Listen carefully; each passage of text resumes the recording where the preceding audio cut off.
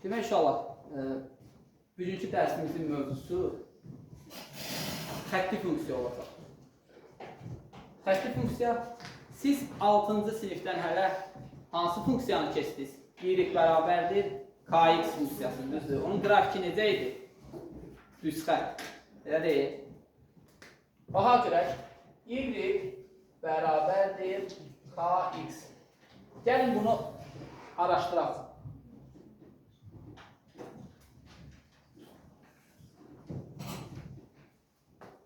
Mən burada y bərabərdir, k-nın yerinə 2 yazıram, 2x. Araşdırmağa bunun üstündə başlayıram. Görək bunun qrafiki necədir? Gəlin bunun grafikini bir təsəvvür yaradaq. Ondan sonra grafikin k-ya görə dəyişmələrini danışalım. Biz bir cədvəl qururduq. Düzdür? Orada x-ə qiymətlər verib, y-in qiymətlərini tapırdıq və həmin qiymətləri düzbucaqlı koordinat sistemində qeyd edib, birləşdirməklə funksiyanın grafikini qururduq da, elə deyil. Sxematik demirəm, amma grafikin özünün normal qurulmasını deyirəm. Mübariz, burada x-ə qiymətlər verəcəm indi. -2, -1, 0, 1, 2. Hökm deyil, hər dəfə -2-dən başlasın. Sadəcə mən baxdım, burada 5 damay çəkmişəm. Böldüm, 0-ı qoydum ortaya. -2, -1, sağa sola. Belə. Bunları da müsbət 1, müsbət 2. İndi x -2 olanda y neçə olur? -4. -2, 0, 2, burada da 1 yox. 2, burada da 4. İndi diqqətli olun. Bu nöqtələri burada quracam. 1, 2, 3, 4, 5, 1, 2, 3, 4, 5. Bizə 5 dənəsi bəs edir ona görə. 1, 2, 3, 4, 5, 1, 2, 3, 4, 5. Burada -1, -2'ləri yazmayacağım, vaxtımız getməsin. Tamam. Qeyd edin, uşaqlar deyəcək. Bir nəfər yaxınlaşdım, versiyalara qeyd. Demək inşallah, burada x-in yerinə 0 yazdıq, y-də 0 oldu. Nöqtəni qeyd elədik, düzdür? X-in yerinə 1 yazıram, müsbət 1. Y-im neçə olur? 2. Nöqtəni qeyd elədim. 2 olanda neçə olur? 4. Düzdür? 4 buradadır da. Sonra -1 də nə alır? -2'ni. -2'də nə alır? -4'ü. Düzdür? Və bunları mən birləşdirsəm, belə bir düz xətt alınacaq. Gördünüz? Biz artıq bir hal üçün bunu qurduq. Təsəvvürümüz yarandı ki, y bərabərdir kx funksiyasının qrafiki necə qurulur? Yəni, bundan sonra sxematik qurduğumuz hər birində anlayacaqsınız ki, buradan gəlmişdir. Elə deyil. İndi nə edirik? İndi baxırıq, bu k'lar burada nə rol oynayır? K'nın burada funksiyası nədən ibarətdir? Mən bunları qayda olaraq deyirəm, bir-bir və biraz da genişləndirəcəm, bucaq misalını əlaqələndirəcəm bucaqla, həmin bucağın tangensi ilə. Yazıram burada birinci hal. Əgər y bərabərdir kx funksiyası üçün, k'mız, k'nın özü 0-dan böyükdürsə, funksiyanın qrafiki yerləşəcək, bax bu rublərdə, birinci rub, üçüncü rub. Nə vaxt? K 0-dan böyükdürsə. Yaxşı, indi necə yerləşəcək, o artıq k'nın qiymətindən asılıdır. Başa düşdük? K'nın qiymətləri müsbət ədədlərdir. Birinci başlayacaq, bu aralıqda olan qiymətləri yazaq. 0-1 aralığında qiymətlərdirsə, bu kəsir qiymətlərdir, düzdür? Məsələn, y bərabərdir 2-də 1 x olanda, bu x-in yerinə 1 olanda 1 alırdısa, dostlar, burada 1-i deyəsən düz qurmamışıq, burada olmalıdır 1. Az da bu yana. Yəni, əsas burada bildinizsə, burada yəqin ki, 1-i bunu götürmüşük ona görə. Bu 1. 1-də 1. Burada da 1-də 1. Hər ikisində eyni şey eləmişik inşallah. Bir bölgünü buradan götürmüşəm. Buna görə bunu silirəm. Elə bölgü də bu yerində qalsın. Burada da bir bölgünü buradan götürmüşəm. Bir dəqiqə. Yox. Qarışdırdım. Belə düz yazmışım. 1-də 2 alırdı axı. Burada mənfi 2 alırdı. İndi nəyi demək istirdim? Burada da müsbət 4-ü qoyuram. Burada mənfi 4-ü qoyuram. Sizə vaxt getməsin deyə eləmişdim. Görürsünüz ki, vaxtımız da getdi. Buna görə. Demək dostlar, bu qrafik belədir. Mən 2-ni 2-də 1 ilə dəyişsəm, 2-ni 2-də 1 ilə dəyişsəm, nə alacam? Onu bir dənə müşahidə edək. Ondan sonra hamısını ümumiləşdirəcəklər, nətər olur. Bunun altını boş saxlayıram. Fərz edək ki, bu 2-də 1-dir. 1-də x-in yerinə mənfi 2 yazanda, mənfi 2-ni 2-də 1-ə olanda nə alır? Mənfi 1. 1-i yazanda nə alır? 0,5 mənfi 0, 0,5 müsbət, burada 1. Yaxşı. İzləyirik. X-in yerinə 1 yazmışam. Düzdür? 1 yazmışam. Y-im nə olur? 0,5. 1-in də yarısı bax. Buradadır nöqtəmiz. Nöqtələri bir-bir qeyd edəcəm. X-in yerinə 2 yazmışam. 1. Y-im olub nə? 1.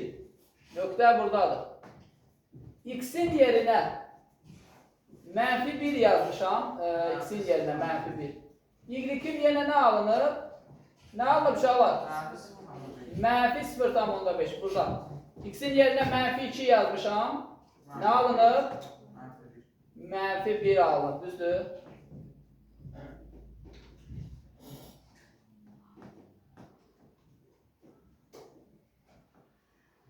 İndi bu nöqtələrdən keçən xətti çəkək.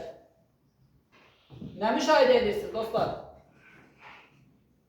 Nə baş verdi? Ha?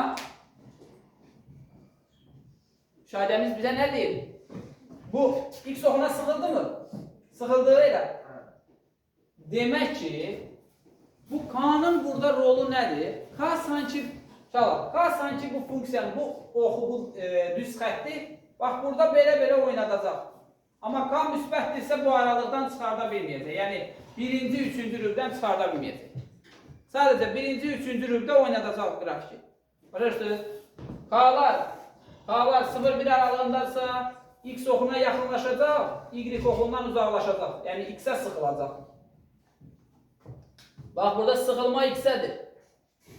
Normal halı belədir, uşaqlar. 1-də 1, fikir verin.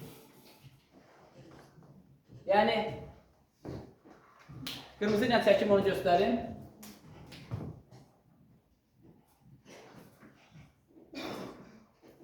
Y bərabərdir kx-də K-nın yerinə 1 yazıram. K 1-dirsə, bax bu cür, bu formada, koordinat başlanğıcından keçən x-ə də y-ə nəzərəndə simmetrik kimi görünür də, görürsünüz. Və 2-də 1 olan buradan hara sıxılıb? X oxuna sıxılıb. 2 olan isə hara sıxılıb? Y oxuna sıxılıb deyəndə x oxundan da artılıb. Və yaxud da y oxuna sıxılıb. Belə deyəcək. İndi biz anlaya bildik ki, y bərabərdir kx funksiyasının qrafiki üçün k müsbətdir, müsbətdirsə, daha doğrusu müsbətdir hökmü irəli sürülür. Müsbətdir, sadəcə deyirəm, müsbətdir və müsbətdən sonra nə baş verir? Müsbətdirsə, o zaman k 0-dan 0-1 aralığındadırsa x oxuna sıxılacaq qrafik, k 1-dən böyükdürsə, yəni 0-1 aralığında deyilsə, 1-dən böyük müsbət qiymətləri alırsa, y oxuna sıxılacaq. Çox eyni mövzunu uzatmayaq. Eynisi ilə uşaqlar, bunun mənfisi üçün də mənfisi üçün də şərtləri demək olar. Şərtlərimiz necədir? Əgər k sıfırdan kiçikdirsə, funksiyanın qrafiki yerləşəcək, keçəcək hansı rüblərdən? Buradan bax. Uşaqlar, buradan keçəcək. Bax, k sıfırdan kiçikdirsə, belə keçəcək. Başlayır. Hansı rüblərdə olar? İkinci rüb və dördüncü rüb. Düz yazdım. Yenə K-nın qiymətlərinə görə, K-nın mənfi qiymətlərinə görə. Bu qrafiki burada oynada bilərik, düzdür? Amma həmin rüblərdən çıxara bilmərik. Gətir bu tərəfə keçirəməzsən. Düzdür? Ancaq burada bu grafikin bu hissəsi dördüncü rübdə bu oxlar arasında oynayacaq. Bu da bu belə. Bilə bildik. Yəni bu düz xətti sən yekunda belə düşünün də. Əgər xətti funksiyanın qrafiki bura bərkidilmiş bir düz xətdirsə, onu bax belə oynadan nədir? Ha? K-dır. Başa. İndi nəyə baxırıq? Baxırıq.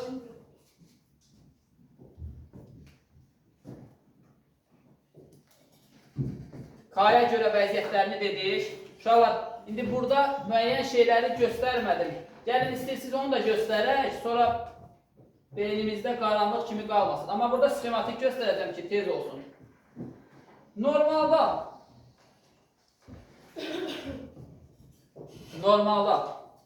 bir şey də bilin. Bu y bərabərdir x-dir. Bu nədir? Y bərabərdir mənfi x. Yəni x-in mənfi qiymətlərinə görə müsbət y-ləri alacaq, müsbət qiymətlərinə görə mənfi y-ləri alacaq. Düzdür? İndi nəyə baxmalıydıq? Bunun dəyişmələrinə. Bu etalondur. Fərz edək ki, buna görə yenə K-nın qiymətləri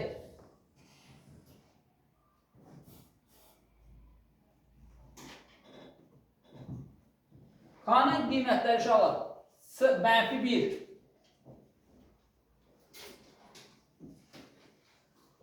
Sıfır aralığında olarsa yenə burada x oxuna sıxılma müşahidə edirik. Y oxundan dartılma müşahidə edirik. Amma K-nın qiymətləri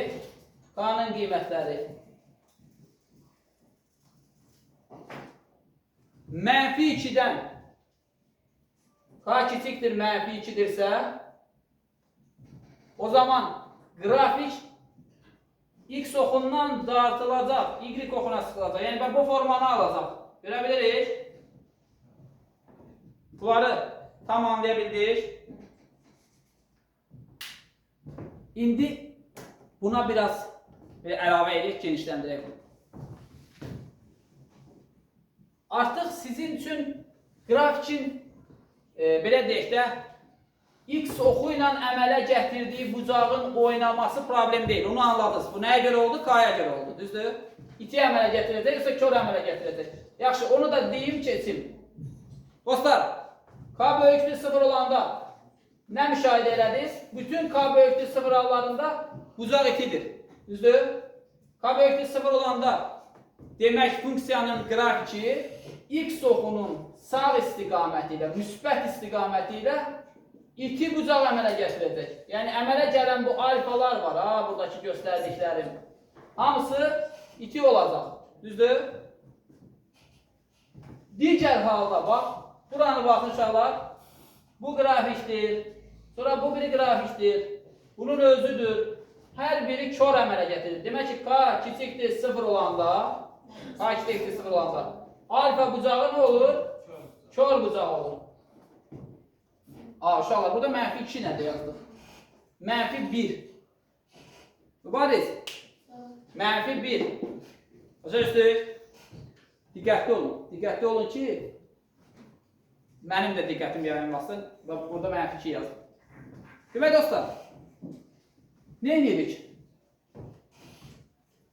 Bu məqamı bildik. Mən buna əlavə edirəm. Y bərabərdir. Kx üstə gəlsin B yazıram. Bir B əlavə elədik. Bu B nə iş görəcək? Gəlin ondan danışaq. K'nın işini bildik. K'nın orada funksiyasını bildik. K elə bir durub orada. Ona komanda gəlir. Bunu bu yana fırlat, bu yana fırlat. Bəli. O neyinir? Həmin bərkidilmiş koordinat başlanğıcına bərkidilmiş o oxu o yan bu yana fırladır. Düzdür? Və yeni bir parametr gəlir B. Deyir ki, mən imkan verməyəcəm bu burada olsun, daim burada olsun. Bunu yuxarı aşağı çəkəcəm. Bilirsiniz? İndi B'nin işi nə olacaq? B, K'dan asılı olaraq qurulmuş həmin o qrafiki özü qədər müsbətdirsə yuxarı, mənfidirsə aşağı, sıfıra bərabərdirsə elə orada da saxlayacaq. Anlaya bildiniz? Bax, B, yəni B'nin işi burada çox sadədir. B'nin işini deyəndən sonra K bərabərdir tangens alfanın da açıqlamasını verəcəm və keçəcəm. X, Y. Görə bilirik. Burada normalda Y bərabərdir Kx'in qrafiki 5-0 olanda gəlib koordinat başlanğıcından keçirdi. Keçirdi, düzdür? Ya belə, ya belə. K'nın mənfi qiymətlərinə görə də bu formada buradan keçir. İndi əgər K müsbət ədəddirsə, məsələn 5-dirsə, başlayalım, K müsbət yox, B müsbət ədəddirsə, K'dan asılı olaraq, K'nın müsbət qiymətləri üçün müsbət qiymətləri B'nin qrafiki yuxarı çəkəcək, buna paralel formada yuxarı da artacaq. Başa mənfi qiymətləri də özü qədər paralel formada aşağı çəkəcək. Məsələn, tutaq ki, bu mənim müsbət 3-dür. Üzərinə gəlsin 3 görürəm burada. Çıxılsın 3 görürəm burada. Mənfi 3-dür bu. Anlaya bildiniz? 3 vahid yuxarı, 3 vahid aşağı çəkdi. 3 sadəcə bir qiymətdir. Çoxlu sayda belə qiymətlər verə bilər. Yaxşı, gəlin bunun açıqlamasını vereyim. Düz xəttin bucaq əmsalı nədir? Düz xəttin bucaq əmsalına gəlincə biz orada bir şey qeyd elədik. X, Y. Hazır olan düsturlar arasında bir dənə əlaqə verəcəm sadəcə. Biz bilirik ki, K bərabərdir. X 2 çıxılsın, X 1 bölünsün, Y 2 çıxılsın, Y 1'dir. Bilirik bunu. İstənilən iki nöqtədən keçən düz xəttin bucaq əmsalı üçün düstur. Yaxşı. Həmin o K, bu K daxil. Demək belə çıxır ki, həmin bucağın tangensi K'nın bu qiymətini verməlidir, düzdür? Gəlin görək bu elədir, yoxsa yox. Məsələn,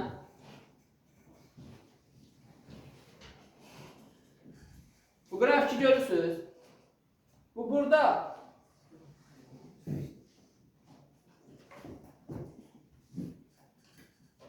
bura Y2 olsun, bura X2 olsun. Diqqət edin.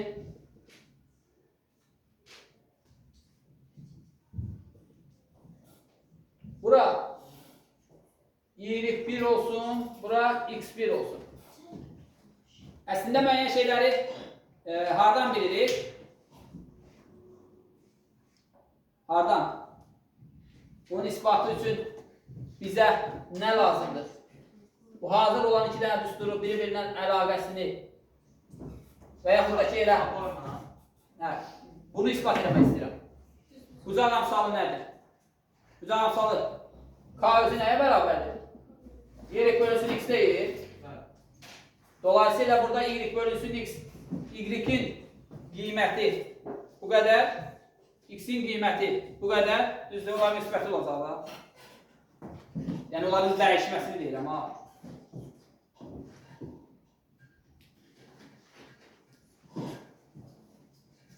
Müəyyən şeylər belə üstü örtülü deyirik, inşallah tam dərinliyinə getmiyorum, çünki o sizin yaş həddinizi biraz aşır da. Çox dərinə geçsəm, beyninizdə qarşılığı yaranacaq. Hələ ki, belə bilək, 8-ci sinifdə nə öyrənmişdiniz? Öyrənmişdiniz ki, öyrənmişdiniz ki, bucağın, iti bucağın sinüs, kosinüs və tangensi, düzdür? Öyrənmişdik. Biz deyirdik ki, bu bucağın tangensini tapmaq üçün bizə nə lazımdır? Bir qarşı katet lazımdır, böyle bir bitişik katet lazımdır, düzdür?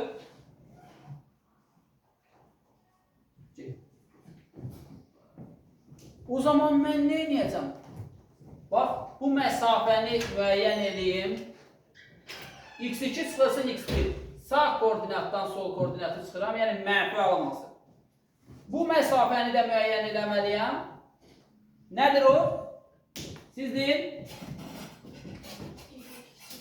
Y2 çıxılsın Y1'dir, bəli. O zaman bu bucağın tangensini tapa bilərəm.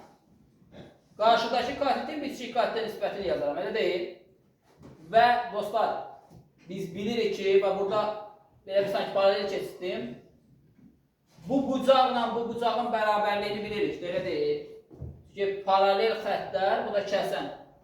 Bunlar uyğun bucaqlardır. O zaman elə bu da alfadır. Dolayısıyla biz alfanın tangensi tapmış oluruq.